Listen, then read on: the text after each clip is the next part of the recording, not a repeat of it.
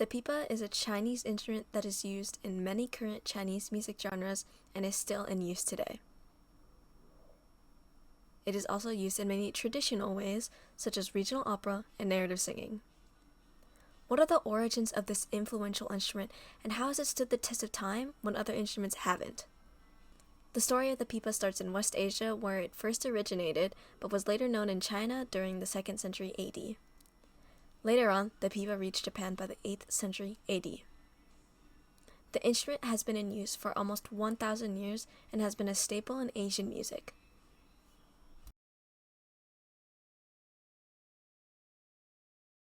The pipa in appearance has many similarities to other instruments like the guitar and the ukulele.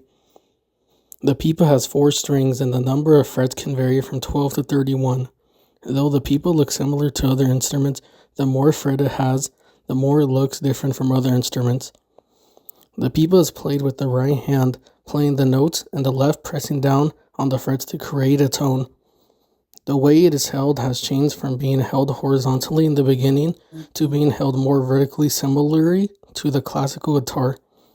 Though the pipa looks like a guitar, it sounds completely different. The sound of a pipa is harsher than a guitar and is more twangy.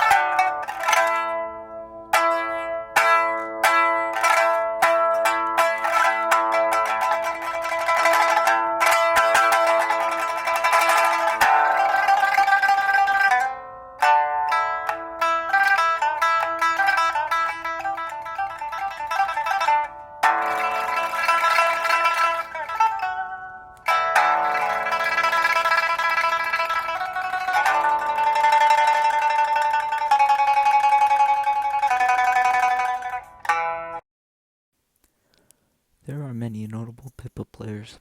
Here are 2 of them. The first is Liu Fang, who is known for her exceptional skill and expressive performances. Liu Fang is often regarded as one of the best pipa players in the world. She's performed globally and has a wide repertoire that includes both traditional and contemporary pieces.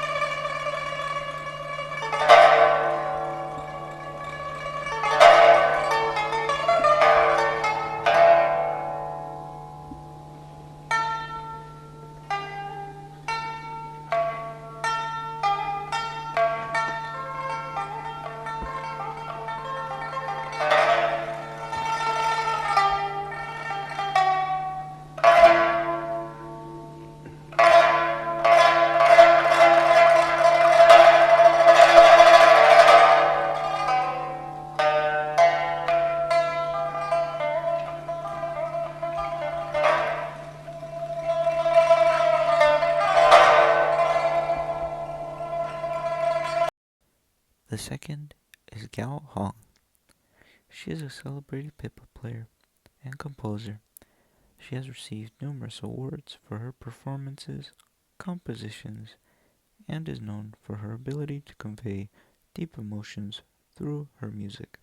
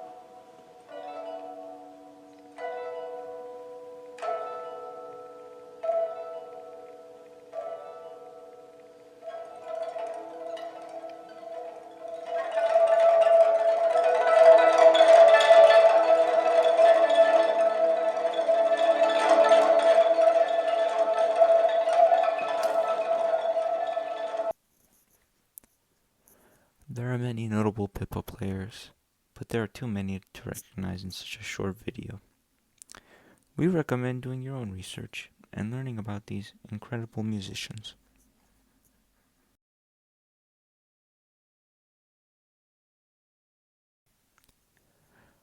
Along with many prominent pipa players, there are also poems based off the pipa. One notable poem called Pipa Jing is written by a famous poet named Bai Juyi and depicts a musician performing with a pipa. The most known lines from the poem are the lines describing the sounds of the pipa. The sounds of the pipa are described as being hums of lovers' whispers. The pipa in this poem is associated with love. The pipa is a very unique instrument where it can be associated with so many different feelings, from feelings of love to feelings of war. The variation in the way the instrument sounds is amazing. From when it is played in a forte fashion, it sounds harsh and rough on the ears, but also very aggressive. When it is played in a piano fashion, it sounds very soft and approachable. The fact that there are poems based on the instrument shows that the pipa had an impact on not just the musical culture of China, but also the literary culture of China. The pipa has been used in a lot of schools in Asia and contributes to the culture of students, making sure they know how to play the culturally important instrument. The use in schools has also kept the instrument alive for so long, as it makes sure that the knowledge of playing it, taking care of it, and understanding how the instrument works are never forgotten. That is one of the reasons why the pipa has stood the test of time. By teaching it to students, it makes sure that the tradition of playing this instrument is kept alive.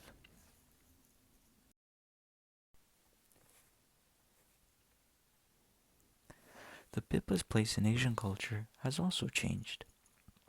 It is not as popular for use in modern music, but instead it is used in folk music and has become a tradition in many areas of Asia. In modern times, the pipa is played in public performances in Asia. The pipa is played for many people, ensuring the pipa still has a place in their society, even for those who are not in school. A quote from an article explains how these public performances are done, called Dong Pipa, Chinese musical instrument in literacy, functions, and educational occasions, states that temporary stages are set up in diverse locations like conference podiums, community squares, shopping malls, and basketball courts.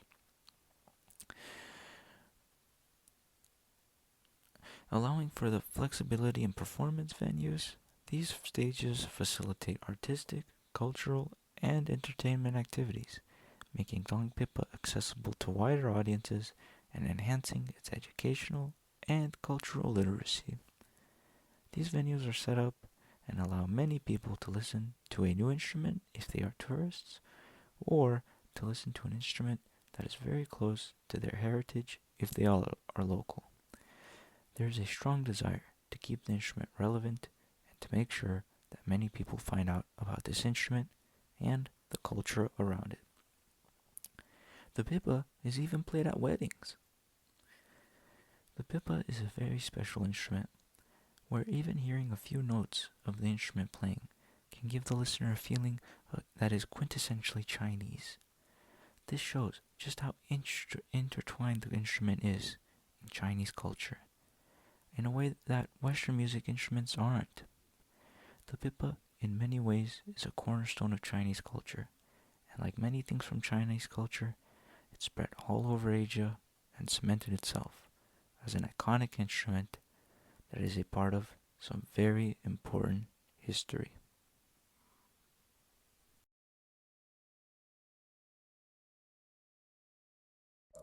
The pipe acquired a reputation of being a very symbolic instrument from the Han Dynasty and embodies ancient Chinese beliefs about the universe and natural world. The instrument's length is 3 feet 5 inches, which represents the three realms, which are heaven, earth, and man, as well as the five elements metal, wood, water, fire, and earth. The four strings represent the four seasons. Pipa is also celebrated for its cultural symbolism because it represents grace and elegance. The pipa has been and will most likely continue to be a very influential instrument, not just in China, but all over Southeast Asia. The pipa is a staple of Chinese culture and music and will be in use for a long time. It is an instrument that has stood the test of time and will continue to do so.